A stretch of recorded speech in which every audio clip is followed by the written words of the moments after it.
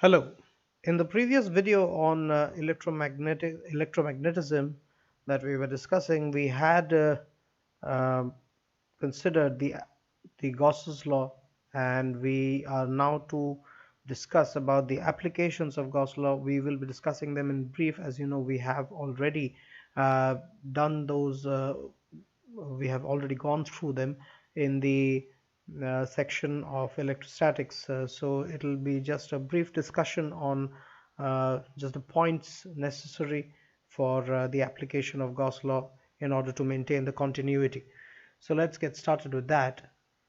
In the very first case, we have the electric field due to a charged infinite plane.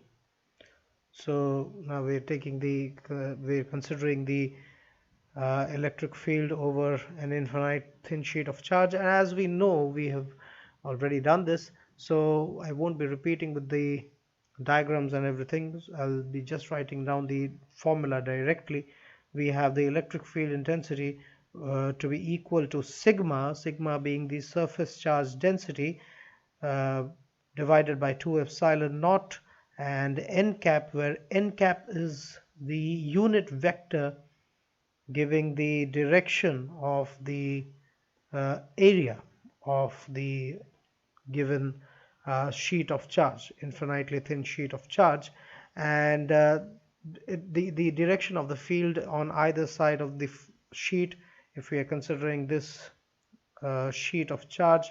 So if we are considering the right hand side direction or even the left hand side direction, so along this direction the electric field is directed along that area n cap, and if this is the negative n cap direction taken as n dash cap, then the electric field will be given as n dash or n primed. So this is n cap and this is minus n cap, or taken as n primed cap. So n primed cap is the opposite of n cap. The electric field in both the cases is directed along the area vector. So that's more or less the case associated with the planar charge distribution. Then up next we follow the electric field due to a uniformly charged surface, which is spherical, and it has in case of volumetric charge distribution, where we have the electric field due to this entirely charged volume, charged surface of the sphere, or we are, let's take it as the sphere completely instead of the spherical surface. Not just the surface, we will be dealing with the surface in case of a shell, so we are taking it in case of the sphere. Now the charge is distributed over the entire volume of the sphere. The electric field, the relation varies like this, that is, the electric field in case of a point which is outside the sphere. Now we are considering the point to be outside the sphere. Then in that case, what we are going to end up with is the relation like this, which is rho is the charge density multiplied to the cube of r divided by 3 epsilon naught times of r squared, r cap, where we are considering the small r, that is there as the distance from the center, while the capital R is the radius of the sphere. We'll be writing that down. So inside the sphere, however, inside the sphere, any point which is considered inside the sphere, we will be getting the expression a bit different, but we will be converging them to a single equation for sure. So this is rho r vector divided by 3 times of epsilon naught r vector. Directly it is related to the radius vector or the position vector of the point. In the previous case, it was inverse of the square of that position vector for the given point. Now both of these cases that we have over here, we have the point to be lying at a distance, or we are obtaining the electric field to be at a distance r from the center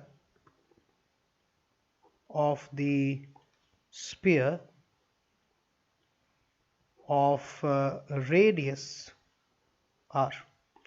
So we are considering the radius to be r over here, and we are considering the distance or the position of the point where we are obtaining the field intensity at a distance r, small r, that is, from the center.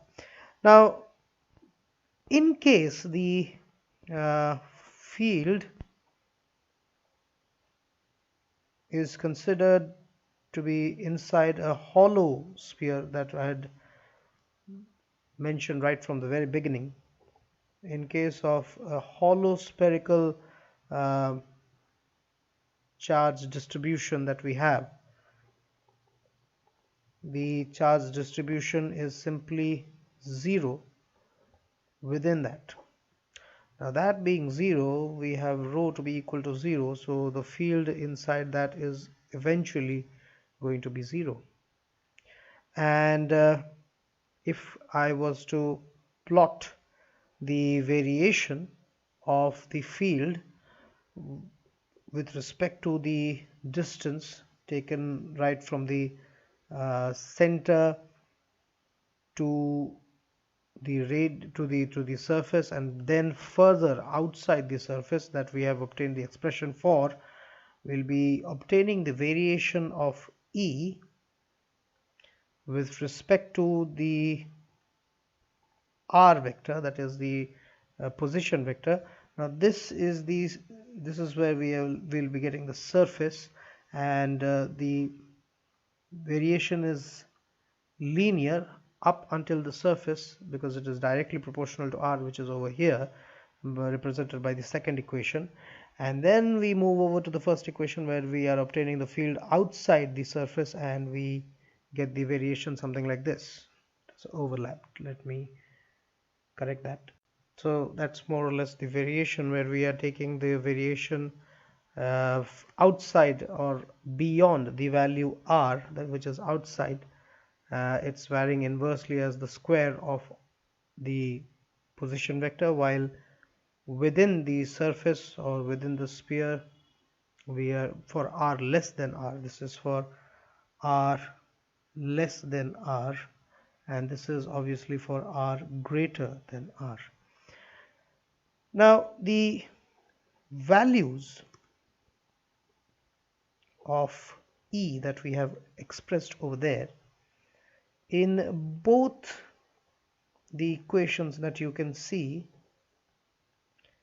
they will agree at r is equal to r, because if you see clearly, you have at r is equal to r, both the equations become the same, they end up being the same, so thereby showing that the field is continuous. Field is continuous at r is equal to r.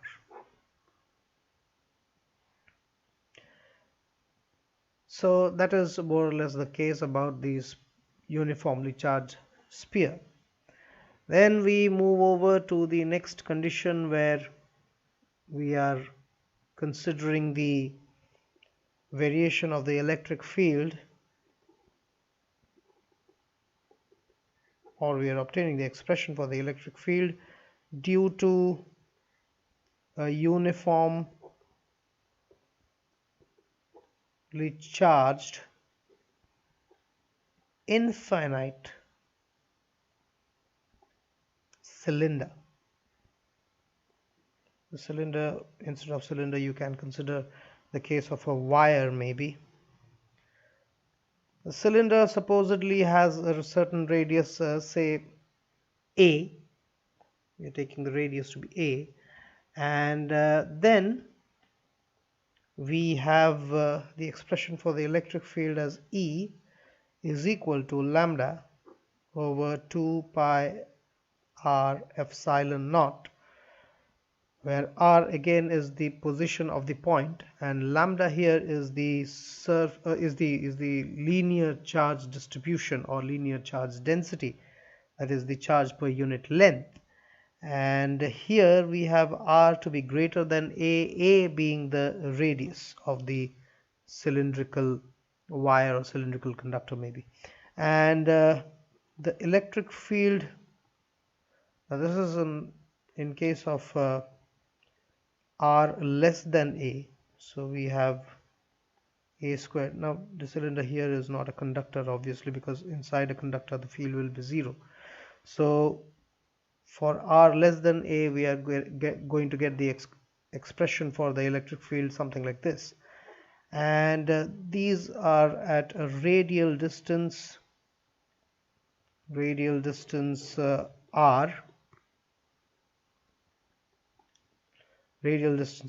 from the axis of the cylinder, whose radius is taken as a. So the a in the expression that you see is the radius, while the r that you see in that case is the cylindrical distance, distance or the position of the point that is considered, where we are obtaining the electric field expression for the electric field intensity. All these expressions that I have written just now, all are in vector form, given that the electric field is a vector quantity. Now let's move over to the next case that is to be considered. We will be obtaining the case of electrostatic potential. Now, what do you mean by the term electrostatic potential? We'll be discussing that shortly. Let me first write that down. Now, from vector analysis, what we know is, from vector analysis,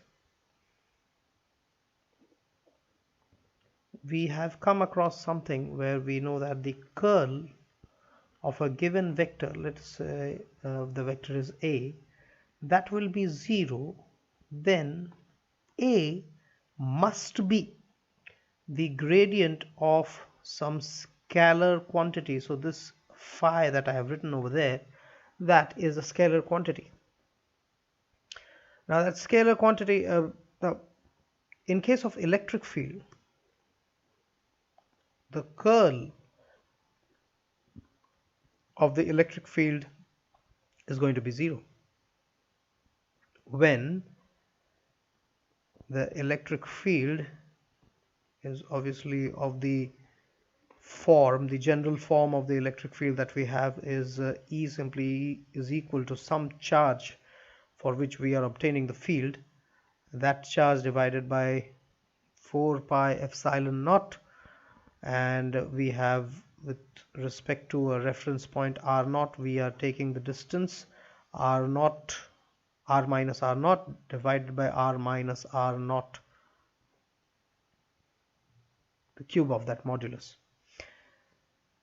Now if we are taking the curl of that second term that we have written in the expression, that is r minus r naught vector divided by r minus r naught vector, the modulus of that, and taken the cube over, then that results in a 0. So that means E must be the gradient of a scalar quantity, scalar or scalar, whatever you call it, gradient of a scalar quantity. Now what does that tell us? Well, it tells us that E mathematically is simply the gradient of some scalar. Let us take that as phi, and we put a minus sign over here for convenience. What that also gives us is that if we were to integrate this over the, because this is varying over the radial distance r, then if we are to take the integration of the left hand side, we will be integrating over r. We will be integrating from some reference value r naught to any given distance position r. So we have E of r dot dr to be equal to the integration, because we have taken the negative to the other side, there's no point writing the negative on the right hand side, so we are taking the gradient of phi r dot dr, and this is also from r naught to r, and that will result in giving us phi. Now del operator, obviously, as you know, is this delta that we see, this del operator, actually it's not written as read as delta, it's del operator, is simply d by dr, r cap directed. So dr and r cap, that's going to give us the same direction, so that goes to 1, and d by dr, the dr cancels out and we are left with d only. D of phi integrated gives me phi r minus phi r naught, and this is the value that we are going to get. So this is the potential at the radial distance r, and this is the potential at the reference point r naught. Now if we are taking r naught to be at infinity, the charge distribution is going to vanish at infinity, so we do not have any electric field at infinity, so electric field is 0 at that point. Hence we end up with phi r simply expressed as the integration taken from infinity over a given distance r, E of r dot dr. Now with this expression or relation between the electric field, what we infer from this is that this is simply equal to the work done in bringing a unit test charge from infinity to the point in consideration, which is the distance r over there. And it also follows that, as you can see, this phi r thing that we have over here, which is termed as the electrostatic potential, now we will be declaring that as the electrostatic potential, which is the scalar quantity which is associated with the electric field, and the electric field is simply the gradient of that potential term. Then we have that as a function of the position, which is r only, and independent of the path over which the calculation is made. It's irrespective of the path, it finally results in the position. As you can see over here, the reference point was there, r naught, and the initial and the point where the field is or the potential is determined, that is over there. So phi r minus phi r naught, the reference goes to infinity, the field goes to 0 over there, so all we are left with is phi over here. And therefore, as we can see, that it doesn't really matter in along what path did we consider the potential. The potential is completely position based function, and it is irrespective of the path, and that is why the electrostatic force is conservative in nature.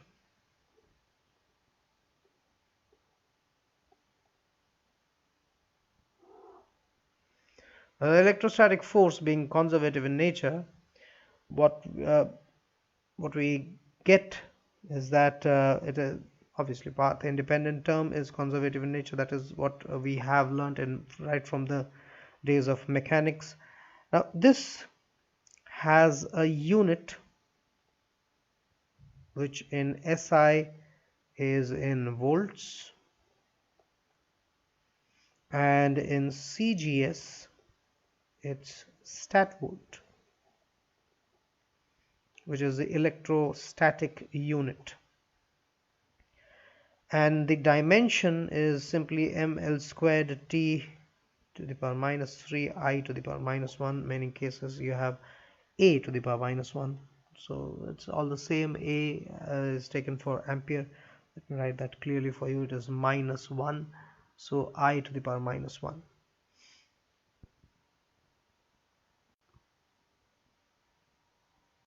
Now that was the relation of potential with respect to E as far as the expression or independent expression of potential goes. Since we have it to be equal to E dot dr, so we can have the potential expressed as negative of the expression for E is usually of the form 1 by 4 pi epsilon naught times of Q uh, dot with not dot, but it's r vector by r mod cube, taking uh, the r naught over here to be at the origin, coinciding with the origin of a coordinate system, and that is then the dot product of it with respect to dr, and then we are integrating it from the reference point taken at infinity and that taken to r. This results in the expression as q by 4 pi epsilon naught times of simply r.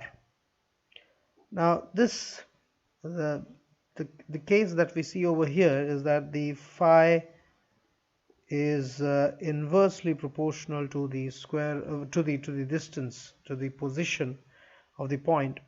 And what it tells us is that if we are considering a charge over here and we have a distance, say the distance being equal to r1, then at that point the potential is going to be kq divided by r1, k taken from 1 by 4 pi epsilon naught.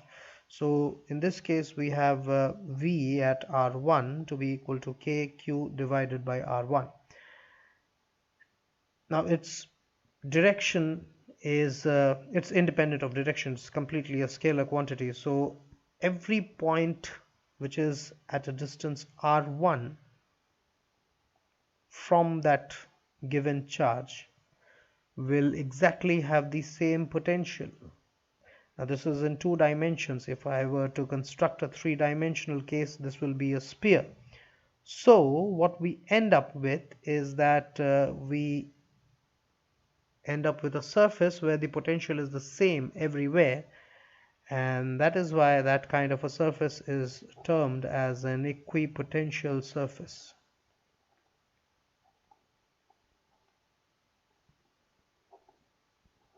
Similarly, if we consider another distance which is at a distance say r2 from that given charge, then that will have a potential of kq by r2, where v, let me take this as v1 instead of vr1, and that one as v2.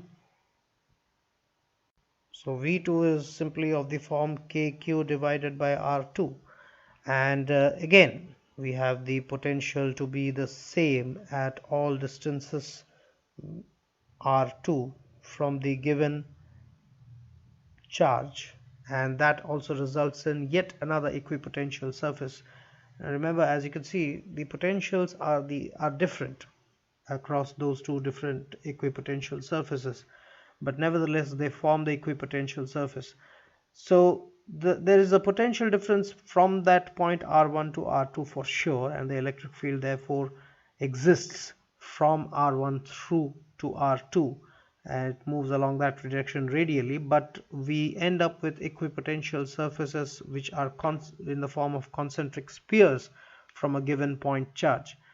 And as that sphere extends to infinity, though it becomes planar in shape, and we have plane equipotential surfaces at larger distance from a given point charge. So that's more or less the case that we were to discuss today on this video related to electromagnetism, and we will be continuing with more of such discussions in the upcoming videos. Till then, thank you for watching.